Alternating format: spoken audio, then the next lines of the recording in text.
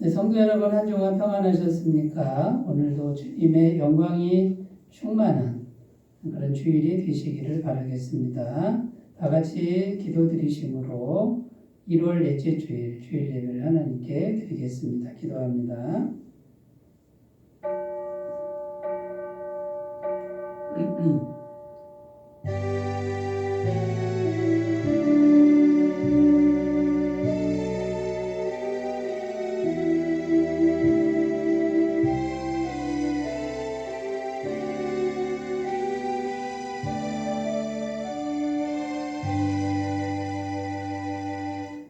여호와 우리 하나님이여 우리를 구원하사 여러 나라로부터 모으시고 우리가 주의 거룩한 이름을 감사하며 주의 영예를 찬양하게 하소서.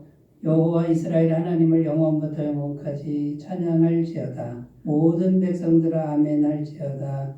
할렐루야 아멘. 영원히 찬송과 경배를 받으실 하나님 아버지, 어렵고 힘든 환경 속에서도 변함없는 사랑으로 저희를 지켜주시니 감사드립니다. 거룩하게 구별하신 주일 아침 마음을 활짝 열고 하나님만 찬양하며 영광을 돌리고자 하오니 정성을 다하여 드리는 이 예배를 기쁘게 받아 주시옵소서. 오늘도 저희는 하나님께서 베풀어 주시는 종을 사모하며 기다리고 있습니다. 진리의 말씀으로 주린 영혼을 채워주시고 하늘의 소망과 위로로 우리의 가란 영혼을 적시어 주시옵소서. 십자가의 보혈로 우리 죄를 사하여 주신 예수님의 이름으로 기원하옵나이다. 아멘. 다 같이 찬송가 25장을 함께 부르겠습니다.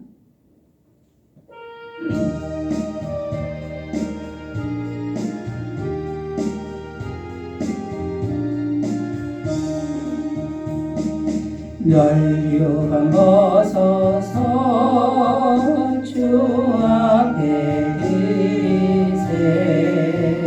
저 천사 기쁜 노래가 온 땅에 퍼지네. 내 온 앞에 여서 주 찬송하여라. 온 백성 죄를 속하신 만왕의 왕일세.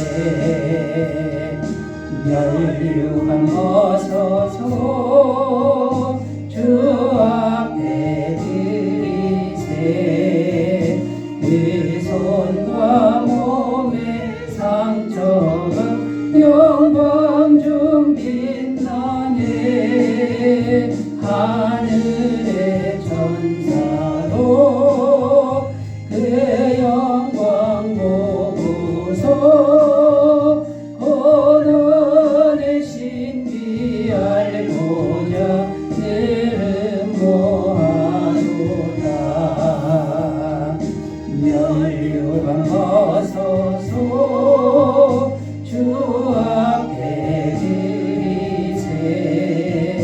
온 세상 전쟁 끝이고 천병 오겠네. 주 보좌 앞에서 온 백성 엎드려 그 한량없는 영광을 늘 찬송합니다.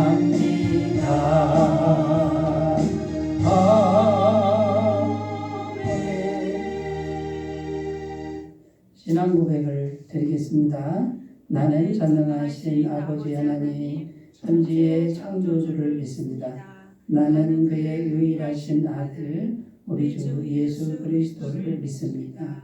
그는 성령으로 잉태되어 동정녀 마리아에게서 나시고 본디오 빌라도에게 고난을 받아 십자가에 못 박혀 죽으시고 장사된 지 사흘 만에 죽은 자 가운데서 다시 살아나셨으며 하늘에 오르시어 전능하신 아버지 하나님 우편에 앉아 계시다가 거기로부터 살아있는 자와 죽은 자를 심판하러 오십니다. 나는 성령을 믿으며 거룩한 공교회와 성도의 교제와 죄를 용서받는 것과 몸의 부활과 영생을 믿습니다. 아멘. 오늘 우리에게 주시는 하나님 말씀은 갈라디아서 2장 19절에서 20절 말씀입니다.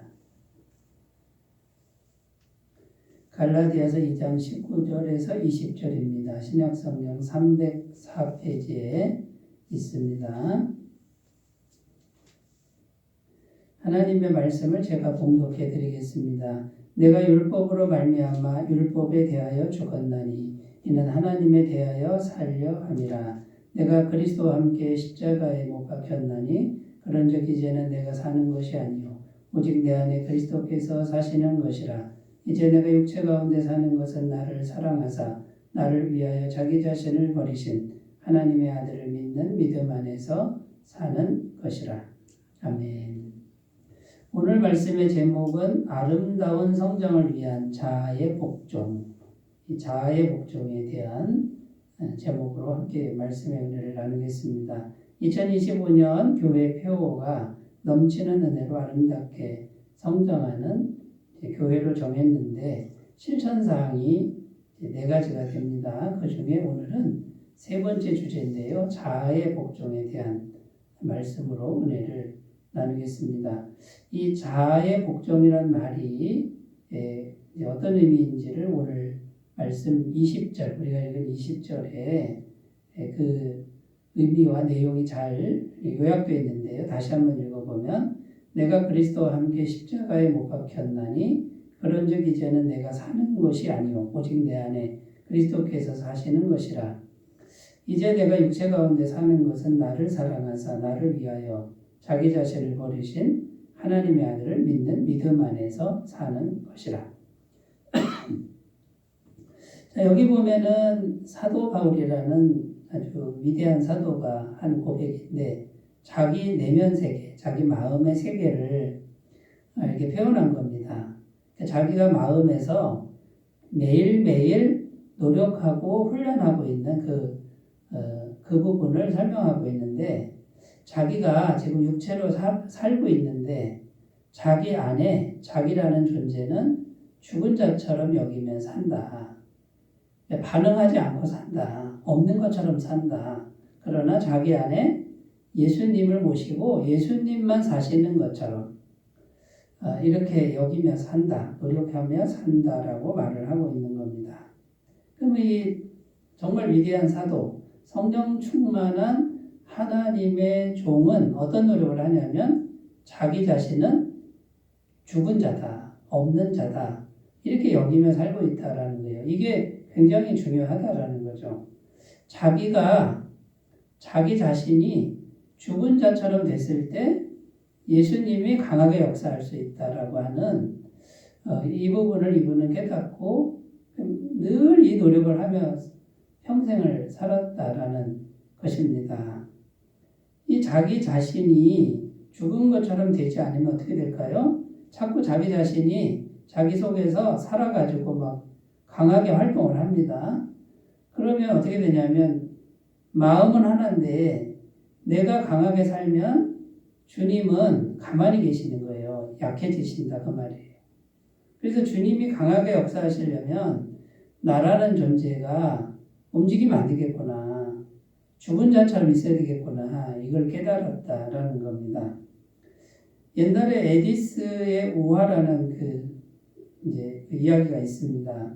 에디스라는 사람이 굉장히 환경적으로 큰 고난을 당하고 있었다라는 것이죠.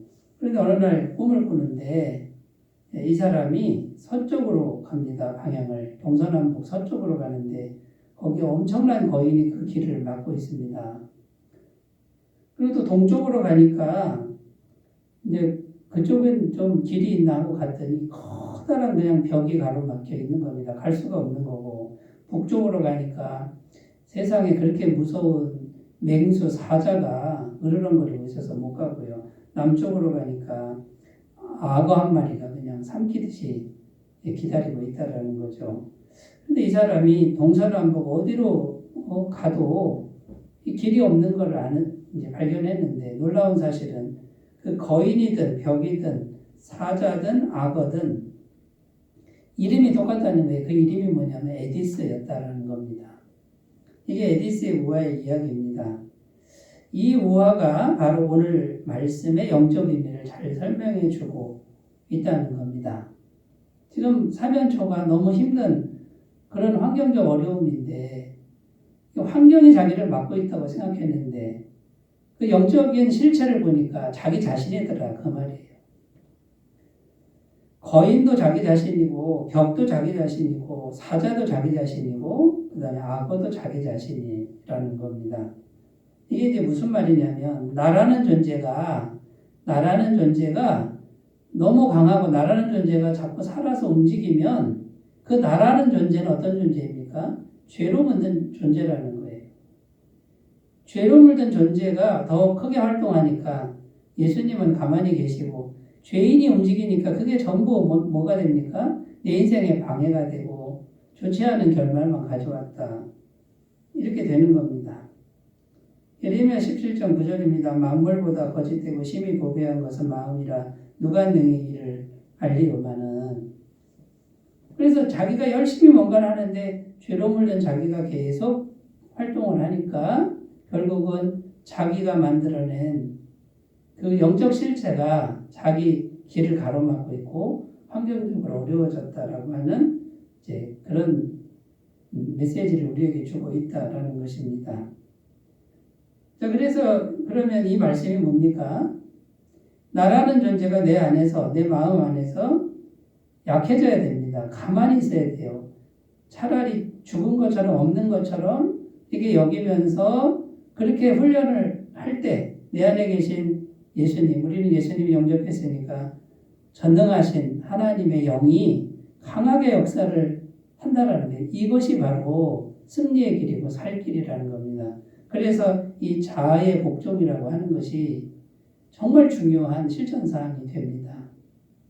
여러분 매 순간마다 자기 자신이 없는 것처럼 여기면 산다 그러면 예수님이 성령님이 내 안에서 강하게 역사해서 전능하신 하나님의 역사는 우리의 것이 될 수 있다라는 겁니다.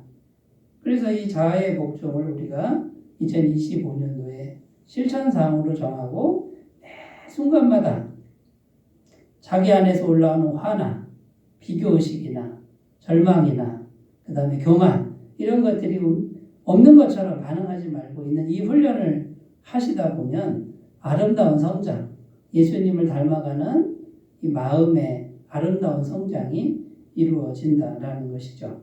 자, 그래서 우리는 자아의 복종을 해야 되는데 그러면 구체적으로 어떻게 하라는 거냐? 그냥 가만히 있으면 되는 거냐? 그런 의미는 아닙니다. 중요한 것은 먼저 내 안에 예수님이 사셔야 됩니다. 일단 예수님을 영접해야 됩니다. 예수님을 계속 마음에 모시는 이 일이 일단 있어야 되고요. 그 다음에 예수님이 먼저 사시면서 이분이 나보다 더 강하게 역사하시도록 하는 이런 훈련을 우리가 매 순간마다 하는 게 중요하다라는 것이죠. 이 모든 것을 이루는 것은 믿음입니다. 여러분 신약시대는 믿음으로 다 됩니다. 예수님을 믿음으로 영접하고 그 다음에요 믿음으로 성령님이 믿음을 통해 일을 하시고 그러니까 믿음을 우리가 잘 활용해야 하나님의 은혜를 받을 수 있다. 그래서 이 믿음을 통해서 이 영적인 은혜를 받아 누리시고 승리하는 이 길을 잘 찾아가셨으면 좋겠습니다. 자, 그럼 우리가 이제 믿음으로 받아들일 것이 필요하다. 믿음으로 뭔가를 받아들여야 되는데 자아의 복종을 어떻게 하는 것인지 믿음으로 하는 건데 뭘 어떻게 하는 거냐. 첫 번째는요. 율법의 행위에 대해서 죽었다는 걸 마음에 계속 받아들여야 된다는 겁니다. 율법의 행위에 대해서 죽었다라는 걸 계속 받아들여야 된다. 자, 이 율법의 행위에 대해서 죽었다는 걸 우리가 이제 좀 생각해 봐야 되는데 오늘 말씀 19절입니다. 19절을 다시 읽어보면요. 내가 율법으로 말미암아 율법에 대하여 죽었나니 이는 하나님에 대하여 살려 함이라. 여기 율법에 대하여 죽었다. 율법의 행위에 대해서 죽었다. 이렇게 표현하는데 율법의 행위가 뭐냐면 이런 겁니다. 나라는 존재가 열심히 뭔가를 해서 뭔가 열심히 해서 선한 거를 이루어냈고 뭔가 성취를 했다라고 하는 그 자부심, 내가 했다라고 하는 그 자기 복로의식, 나라는 존재가 뭔가를 했다라고 하는 그 행위로 뭔가 했다라고 하는 공로의식, 이런 것들이 율법의 행위가 되는 겁니다. 그런데 그것이 죽었다라고 하는 걸 받아들이라는 거예요. 이게 쉽게 말해서 무슨 말입니까?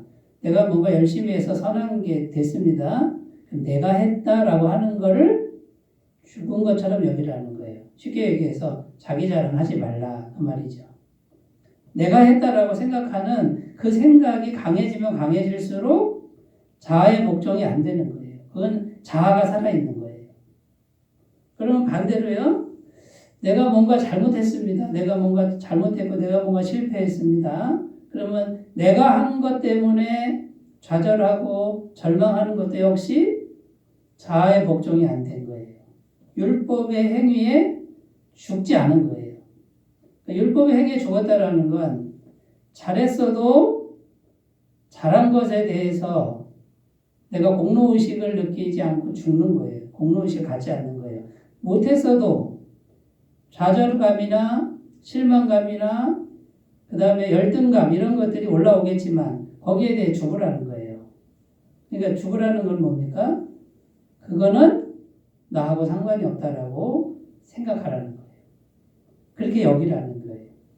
그러니까 나의 어떤 행위에 대해서 내가 죽었다라는 걸 믿음으로 받아들이는 겁니다.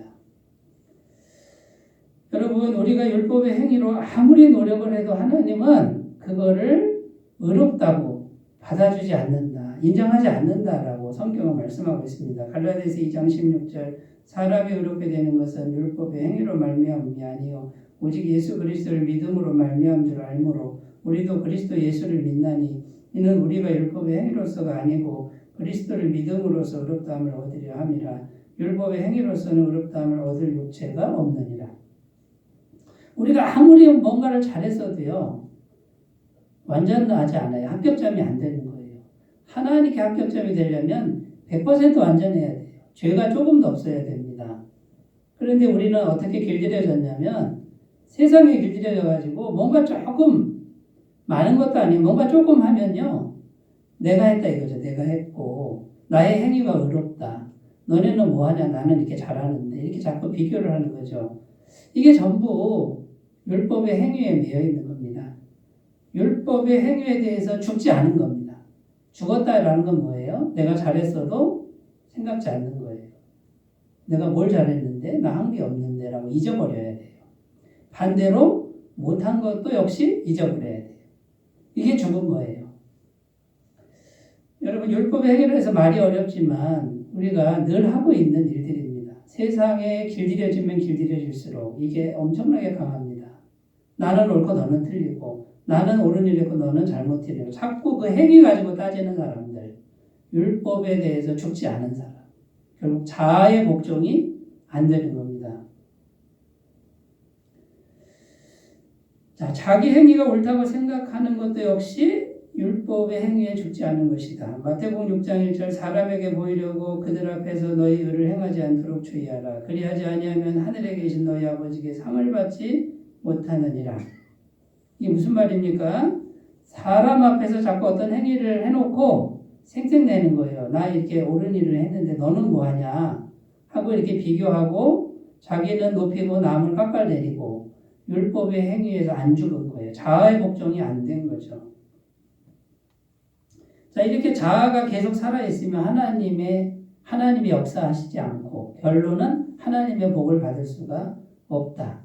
그리고 옆에 있는 사람들이 좋아하지도 않습니다. 자기 스스로 높이고 자꾸만 책망하고 비교하는 그 사람을 누가 좋아하겠습니까? 자꾸 사람들이 떠나게 되는 것이죠. 그 다음에 율법의 행위에서 죽지 않은 게 어떤 거냐면 세상 가치관입니다. 세상 가치관을 가지고 세상의 귀한 걸 가지고 비교하는 거. 여러분 세상에 가치 있는 게 대표적으로 세 가지죠. 돈, 명예, 권력인데요. 이 돈, 명예, 권력 가지고 자꾸 비교합니다. 조금 더 가지고 좀 덜 가진 거 가지고 비교합니다. 세상에서 귀한 걸 많이 가지면 더 훌륭하고 못 가지면 덜 훌륭하다라고 하는 이런 것도 역시 율법의 행위에 대해서 죽지 않은 겁니다. 그러니까 세상 가치관에서 벗어나야 됩니다. 이 율법의 행위에서 죽으려면 오직 예수님만이 내 마음의 주인이 되고 세상 거는 많든 적든 상관이 없어야 돼요. 그래야 죽은 게 되는 겁니다. 이게 자아의 복종이 되는 것이죠. 빌립보서 3장 7절 8절 그러나 무엇이든지 내게 유익하던 것을 내가 그리스도를 위하여 다 해로 여길 뿐더러 또한 모든 것을 해로 여기면 내 주 그리스도 예수를 아는 지식이 가장 고상하기 때문이라. 내가 그를 위하여 모든 것을 잃어버리고 배설물로 여기면 그리스도를 얻고. 사도 바울의 내면 세계입니다. 세상적으로 아주 이분은 훌륭한 분이었습니다. 돈, 명예, 권력이 다 보장된 분인데 이분은 마음에 뭐라고 그럽니까? 돈, 명예, 권력은 배설물이다. 이거는 똥이다, 똥. 그렇게 여기는 거예요. 이건 나한테 아무 가치가 없다. 많건 적건 아무 가치가 없다. 이 상태가 자아가 죽은 상태, 율법의 행위에 대해서 죽은 상태고요. 자아의 복종은 이걸 죽은 상태로 여기는 그 마음이 자아의 복종의 상태라는 거예요. 그러니까 자기의 어떤 의로운 행위, 그 다음에 의로운 선행, 그 다음에 세상 가치관, 요 세 가지가 아무 상관이 없는 거예요. 있건 없건 많건 적건 없는 요 상태가 바로 율법의 행위에 대해서 죽은 상태라는 것이죠. 자, 그러면 여러분, 요 상태가 되면 내가 이제 거기에 마음을 안 두니까 어떡합니까? 내 안에 계신 예수님이 점점 강해지시는 거죠. 이 예수님은 세상에 속한 분이 아니에요. 하나님께서 들어와 계신 거예요. 이분이 강하게 역사하니까 이제는 어떻게 됩니까?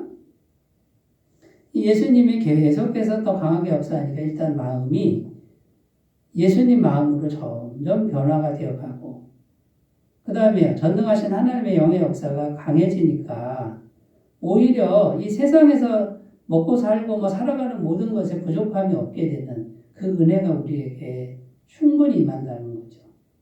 근데 여러분 한번 자신을 돌아보셨으면 좋겠는데 우리 속에 얼마나 자기 행위나 그 다음에요 사람에게 보이려고 하는 거 그 다음에 세상에 있는 어떤 거에 대한 마음이 꽉 차 있지 않습니까? 그러니까 이제 나의 자아가 펄펄 살아가지고 결국 내 안에 계신 예수님의 역사하심을 방해하게 되는 가장 강력한 적이 바로 내 안에 있는 자아라는 겁니다. 자, 여러분, 이 마음을 좀 잘 가보셨으면 좋겠습니다. 서울에 있는 사랑의 교회 원로 목사님이죠. 돌아가신 고 옥하는 목사님은 설교하실 때 성도들에게 막 눈물을 흘리면서 이렇게 설교하는 걸 제가 들었습니다. 여러분 지금 누구와 비교하는 겁니까? 무엇하고 비교하는 겁니까? 여러분 지금 세상 걸 가진 거 안 가진 거 그걸로 비교하는 겁니까? 그거 비교하지 말라는 거예요. 누가 더 십자가를 더 잘 지고 가고 누가 더 예수님 잘 따라가는 거 그걸로 비교하라는 거예요. 그걸 막 그냥 거의 피를 토하듯이 설교하는 내용을 제가 들은 적이 있습니다. 여러분 이게 자아가 복종된 거고 율법의 행위에서 죽은 것처럼 반응하는 거예요. 세상 거 가지고 비교하지 말라 그 말이에요. 행위 갖고 비교하지 말고 생각내지 말고 십자가 잘 지고 가는 사람 그 사람과 비교하라 그 말이죠. 그러면 여러분 이 자아의 복종은 잘하는 그런 마음 상태가 되는 줄로 믿습니다. 자, 이 믿음으로 올 한 해 동안 잘 훈련하셨으면 좋겠습니다. 자, 두 번째 이 자아의 복종은 어떻게 하는 거냐? 뭐에 복종하는 것이냐? 두 번째는요. 예수님의 아가페 사랑의 자아를 복종시켜야 한다라는 겁니다. 예수님의 아가페 사랑. 그러면 아가페 사랑은 뭡니까? 영원한 사랑, 무조건적인 사랑. 여기에 내 자아가 복종을 하는 거죠. 오늘 말씀 20절에 보면 나를 사랑하사 나를 위하여 자기 자신을 버리신 하나님의 아들 이렇게 되어 있습니다. 자, 예수님이 어떻게 사랑하셨냐면 나를 위하여 자기 자신 전부를 버리신 사랑, 곧 아가페 사랑입니다. 근데 이 사랑은 줄어들지도 않고요. 영원히 충만하고 완전한 사랑, 변함이 없는 사랑. 우리는 자꾸 이제 오해하죠. 우리가 잘하면 사랑이 커지고 잘못하면 사랑이 작아지고 거짓말입니다. 우리가 잘하든 못하든 상관없이 예수님의 사랑은 완벽한 상태로 영원히 존재하는 그 사랑이 아가페 사랑입니다. 자, 그러면 여러분 이제 보세요. 이 아가페 사랑에 내 자아가 복종돼야 된다. 이거는 무슨 말이냐면 죄인을 위해서 전부를 주신 아가페 사랑, 나 같은 죄인을 위해서 전부를 주신 아가페 사랑에 자아가 복종돼야 된다. 결국 내가 행위를 조금 잘하면 사랑을 더하고 행위를 못하면 죄를 지면 사랑은 덜하고 덜 사랑하고 이런 게 아니라 나 같은 죄인을 똑같이 영원히 사랑하시는 그 아가페 사랑을 계속 받아들이라는 거예요. 계속 믿으라는 거예요. 잘해도 그대로고 못해도 그대로인 사랑. 그 사랑은 영원한 사랑이다. 이렇게 마음을 먹어야 자아가 복종이 되는 겁니다. 아가페 사랑이 복종이 되는 것이죠. 로마서 5장 8절입니다. 우리가 아직 죄인 되었을 때 그리스도께서 우리를 위하여 죽으심으로 하나님께서 우리에 대한 자기의 사랑을 확증하셨느니라. 예수님이 아가페 사랑을 베푸실 때가 언제냐면 좀 괜찮을 때가 아니에요. 착한 일 할 때가 아니라 죄인 되었을 때 전부를 주셨다. 그 사랑은 변함이 없다라는 거예요. 그런데 우리 자아는 자꾸 어떻게 생각합니까? 내가 조금 뭘 잘해야 예수님도 우리를 더 사랑하고 이러면 아가페 사랑에 자아가 복종된 게 아니에요. 우리 자아는 죽었습니다. 잘하든 못하든 죽었습니다. 예수님 사랑도 그대로입니다. 이렇게 마음을 이렇게 믿음으로 받아들여야 자아가 아가페 사랑에 복종된 상태라는 거죠. 그 다음에 또 아가페 사랑에 자아가 복종하는 게 어떤 거냐면 환경이 내 뜻대로 안 돼도 어려워도 고난이 와도 아가페 사랑에 자아를 복종시켜야 된다. 이게 무슨 말이냐면 환경이 어려워진다고 해서 그 아가페 사랑이 변함이 있느냐 변함이 없다라는 거예요. 이거를 받아들이는 것이 자아의 복종이에요. 그런데 우리는 또 오해합니다. 환경이 어려워지거나 내 뜻대로 안 되면 하나님이 나를 멀리한 것 같고 나를 미워하는 것 같고 이렇게 자아가 자꾸 그렇게 활동을 하면 아가페 사랑에 자아가 복종이 안 된다라는 것이죠. 여러분 오해하지 않으셨으면 좋겠습니다. 환경이 어려워져도 하나님의 사랑은 여전히 똑같이 변함없이 우리에게 임하고 있다라는 것을 우리가 받아들일 때 우리 자아가 복종이 됩니다. 고린도서 11장 24절 27절 유대인들에게 40에서 하나 가마매를 5번 맞았으며 3번 태장으로 맞고 1번 돌로 맞고 3번 파산하고 일주일을 깊은 바다에서 지냈으며 여러 번 여행하면서 강의 위험과 강도의 위험과 동족의 위험과 이방인의 위험과 신의 위험과 광야의 위험과 바다의 위험과 거짓 형제 중에 위험을 당하고 또 수고하며 애쓰고 여러 번 자지 못하고 줄이며 목마르고 여러 번 굶고 춥고 헐벗었노라. 사도 바울이 복음을 전하면서 얼마나 심한 고난을 수도 없이 당했는지 모릅니다. 그런데 사도 바울은 어떻게 마음먹습니까? 죽을 고비를 계속 넘기는데도 주님의 아가페 사랑이 변함이 없다. 내가 죽을지라도 그 사랑은 변함이 없다. 이렇게 고난을 당해도 아가페 사랑은 변함없다라고 자기 자아를 복종시키고 그 아가페 사랑을 계속 받아들였다라는 거예요. 그러니까 어떤 고난이 와도 다 이겨낼 수 있었다라는 거예요. 자아가 복종이 안 되는 사람은요, 환경이 어려워지면 낙심합니다. 그리고 환경이 조금 어려워지면 하나님 자기 사랑 안 한다 그러고요. 이게 자아가 복종이 안 된 거예요. 여러분, 환경과 상관없습니다. 내가 어떤 일을 당해도 상관없습니다. 그 아가페 사랑은 영원히 그대로다. 이걸 아멘 하고 받아들이는 거예요. 여러분이 이렇게 자아를 복종시키면 그 아가페 사랑이 들어와서 엄청난 역사를 합니다. 사도 바울 보세요. 절대로 두려워하지 않고 이렇게 죽을 고비를 넘기는데도 끝까지 로마까지 가서 순교를 당하는데도 그 사랑을 조금도 의심하지 않는 그런 마음의 상태가 되었다라는 것이죠.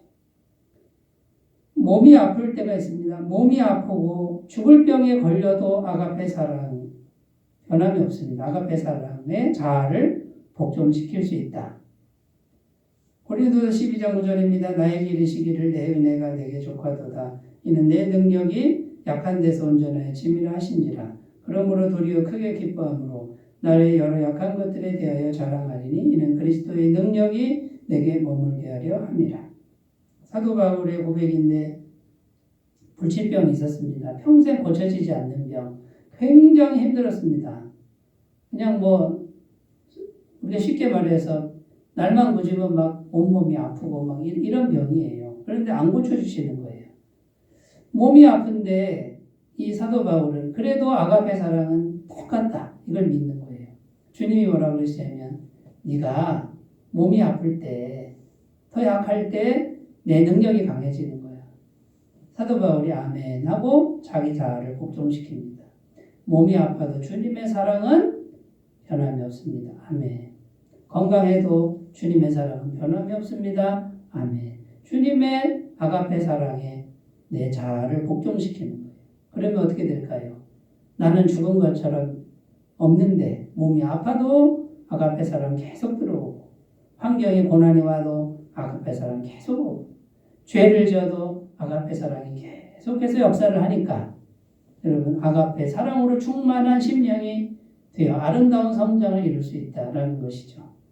여러분 우리 자신을 좀 돌아보면서 어느 부분에서 내 자아가 복종이 안 되고 있는지 이 부분을 잘 찾으셨으면 좋겠습니다. 마지막 세 번째입니다. 구체적으로 어디에 자아를 복종시켜야 되냐면 하나님의 전능하신 능력에 내 자아를 복종시켜야 한다라는 겁니다. 20절 끝부분에 보면 하나님의 아들을 믿는 믿음 안에서 사는 것이다. 이렇게 기록합니다. 하나님의 아들은 곧 하나님이라는 거예요. 하나님처럼 신성을 가졌다. 이게 하나님의 아들의 뜻이에요. 전능하시다라는 의미입니다. 이 전능하신 분을 믿는 믿음 안에서 사는 것이다. 그러니까 전능하신 능력에 내 자아를 복종시켜야 된다라는 겁니다. 자, 그런데 여러분, 이 전능하신 능력을 우리가 머리로는 이해를 하는데 실제로 삶의 현장에 들어가면 못 믿는 거예요. 그래서 하나님이 전능하시다 그러면 못하실 일이 없는데 이분을 못 믿으니까 어떡합니까? 자꾸 인간적 방법을 쓰는 거예요. 세상적 방법 쓰고 써서는 안 될 방법 쓰고 사람을 의지하고 이게 자아가 복종이 안 된 거죠. 내 자아가 전능하신 능력에 복종이 돼야 되는데 복종이 안 되니까 자꾸 편법을 쓰고 술수를 쓰고 그러니까 아름다운 성장은 불가능하다는 거죠. 2025년 한 해 동안에 여러분 어떤 어려움이 와도 전능하신 능력 우리 안에 예수님 영접했지 않습니까? 이 만져지지도 않고 보이지 않는 이분이 전능하신 능력으로 역사하는 것을 믿고 내 자아가 가만히 있는 거예요. 죽은 자처럼. 그럼 전능하신 능력이 나타난다는 거죠. 왜 안 나타나느냐? 내 자아가 가만히 있지 못해요. 자꾸 움직이는 거예요. 이 방법 저 방법을 쓰고 세상 방법 쓰고 그러니까 이제 전능하신 능력은 가만히 계시고 그럼 네가 알아서 해라. 네 실력으로 해라. 네가 믿는 대로 해라. 그러니까 아무것도 안 일어나는 거예요. 그래 놓고는 나중에 하나님은 없다 그러고 그 다음에 하나님 자기 안 사랑한다 그러고 이렇게 또 거짓말로 우겨대는 이런 모습이 우리들의 모습은 아닌가. 여러분 자신을 돌아봤으면 좋겠습니다. 이 전능하신 능력 그러면 구체적으로 어떤 능력입니까? 영원한 죄사함의 능력에 우리가 내 자아를 복종시켜야 한다라는 것이죠. 히브리서 9장 12절 염소와 송아지의 피로 하지 아니하고 오직 자기의 피로 영원한 속죄를 이루사 단번에 성소에 들어가셨느니라. 자, 여러분 우리가 마음으로 수도 없이 죄를 짓습니다. 계속 죄를 짓는데 우리가 계속 이 자아를 복종시킨다는 건 뭡니까? 영원한 죄사함의 능력이 언제든지 내 안에서 역사해서 죄를 사해 준다라고 하는 이 영원한 죄사함의 능력을 계속해서 믿고 받아들이는 것이 자아의 복종이다라는 겁니다.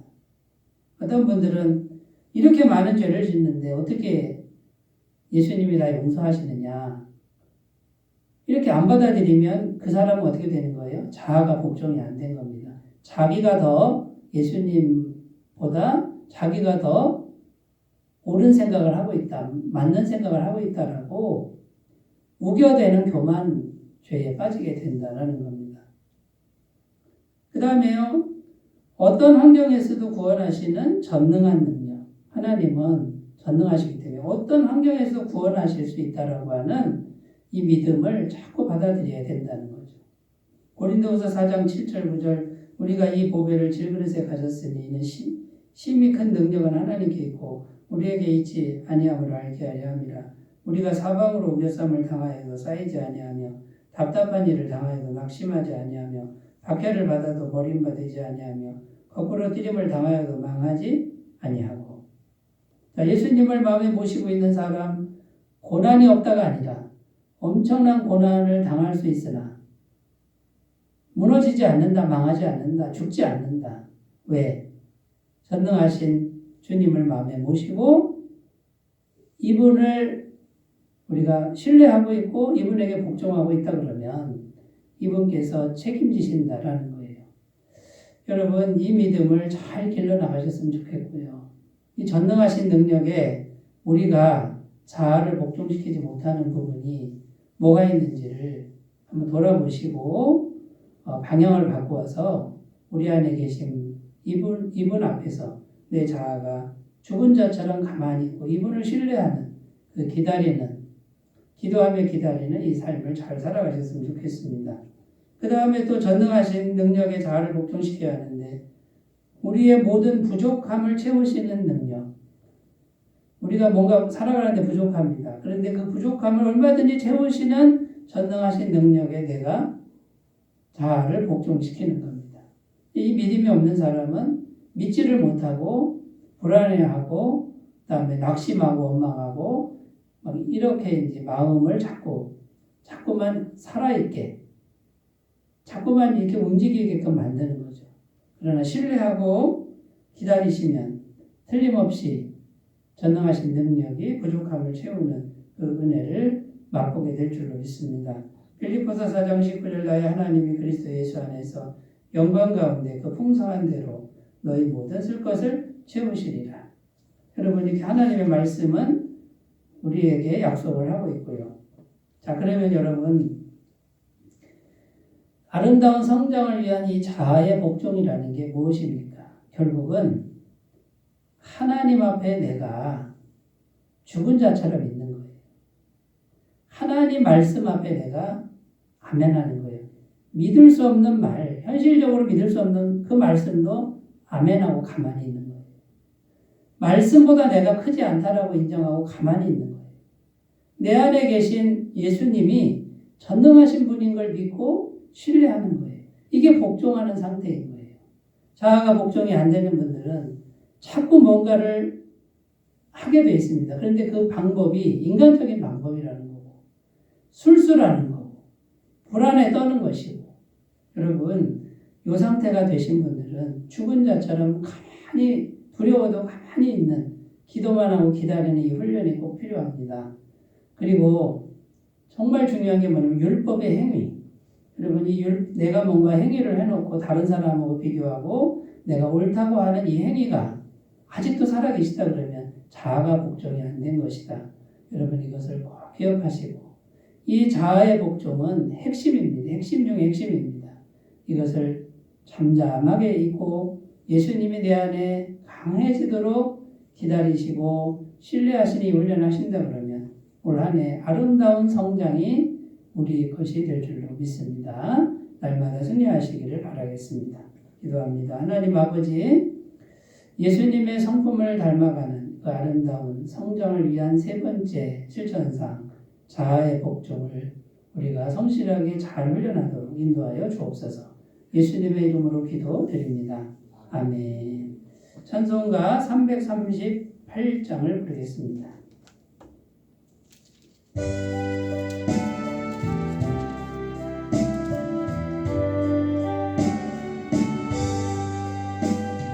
내 주를 가까이 하게함은 십자가 짐 같은 고생이다. 내 일생 소원은 늘 찬송하면서 주께 나아가기 원합니다. 내 고생하는 너의 야곱이 돌베개 모양 같습니다.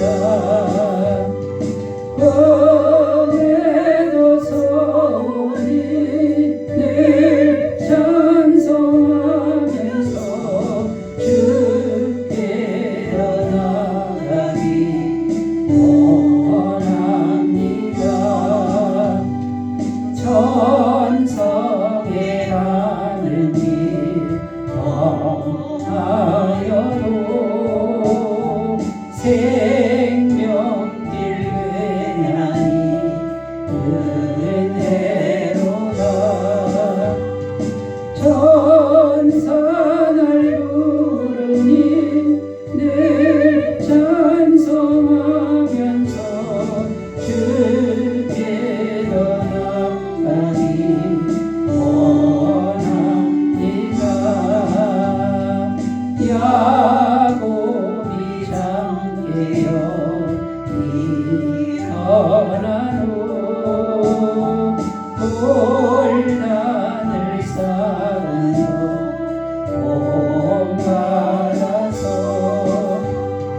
성질 되도록 늘 찬송하면서 주께 나아가기 원합니다.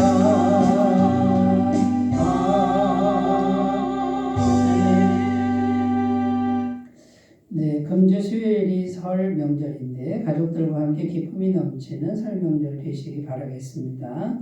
이번 주 수요 예배, 29일 수요 예배는 모이지 않습니다. 2월 첫째 주일 오전 10시에 권사회 기도회가 있습니다. 기억하셔서 참여해 주시길 바라고요. 2월 9일 주일 오후 1시부터는 남녀성교회 주간 함소음악 윷놀이 대회가 있겠습니다. 잘 준비해 주시고 많이 참석해 주시기를 부탁드립니다. 다른 광고 주보를 참조하시고 623장 부르시고 축도로 예배를 마치겠습니다.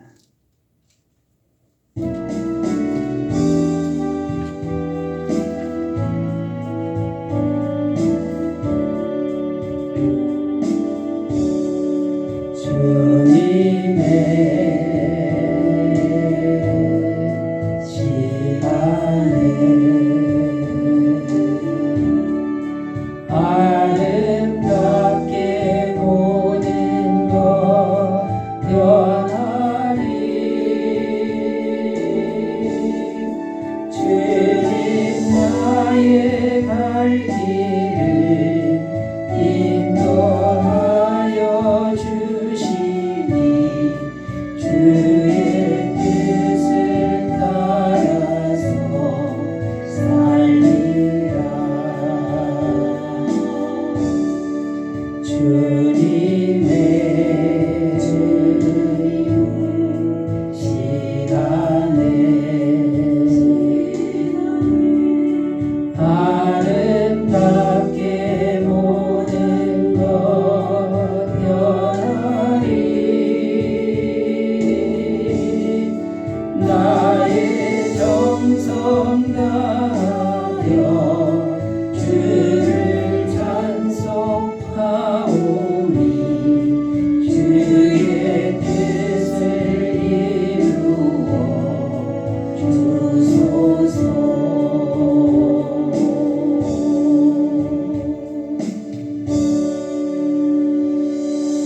이제는 우리 주 예수 그리스도의 은혜와 하나님 아버지의 무한하신 사랑하심과 성령님의 교통하시는 은총이 예배를 드리는 주의 모든 백성들 위해 영원토록 함께 하시기를 간절히 축원하옵나이다. 아멘.